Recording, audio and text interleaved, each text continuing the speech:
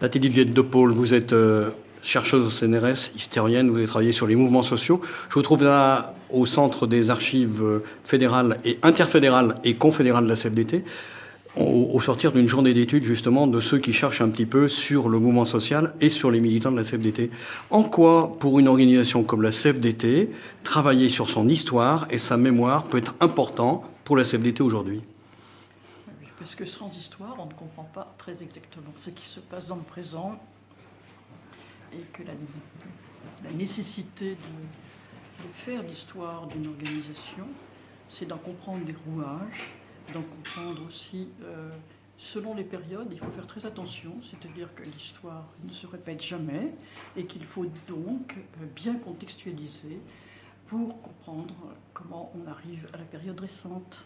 Sur des jeunes générations qui, par exemple, n'ont pas connu 68, qui n'en ont par oui dire ou parce qu'on dit actuellement dans les médias, justement, accéder à de la mémoire tout à la fois vive, c'est-à-dire de militants encore vivants, mais aussi à des documents, des affiches, des tracts, ça peut apporter quelque chose pour l'action revendicative aujourd'hui, en 2018? Bien sûr, évidemment. Ça ne veut pas dire qu'il faut prendre ce modèle-là. Il faut dire que comment, à partir de quelque chose qui a existé, on peut peut-être inventer des actions revendicatives d'un autre type, bien sûr, puisqu'encore une fois, il est difficile de penser que l'histoire peut se répéter à l'identique.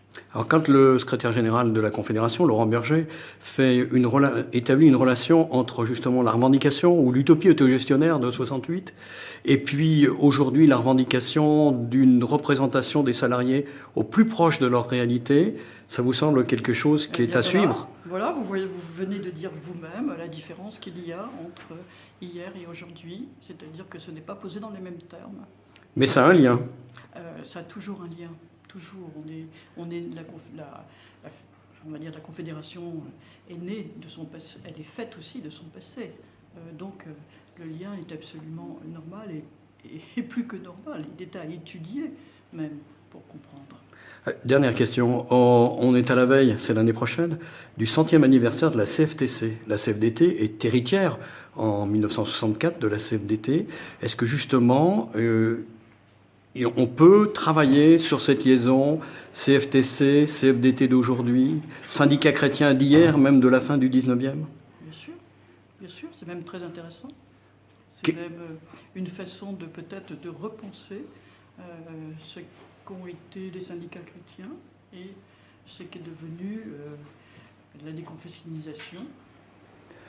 Justement, petit codicile, dans la formation de ces syndicats chrétiens qui se forment dès 2 ans après la loi Badelec-Rousseau, 1886, et qui anticipe donc même la création de la CGT. Oui, absolument. Est-ce que justement, il y a des choses qui étaient déjà dans ces syndicats au départ et qu'on peut retrouver aujourd'hui? Alors, écoutez, retrouver aujourd'hui, il faudrait savoir quel vocabulaire on emploie, parce que là, ce que vous allez dire, c'est plutôt du corporatisme. Or, aujourd'hui, ça a pris une connotation qui n'est plus du tout la même. Donc, il faut faire attention à ce que l'on fait. Très attention aux termes que l'on emploie et aussi à la manière de mener l'analyse. On compare que ce qui est comparable. Mais dans la notion de solidarité qui pouvait justement présider à la création de ces syndicats, dans la mise en place, y compris de caisses de retraite à ce moment-là, on trouve des germes de ce qui se développera ensuite? Bien sûr, ça me semble assez trivial même. C'est-à-dire que c'est pas systématique, c'est pas comme ça, mais la revendication et la lutte, elle existe depuis bien plus longtemps.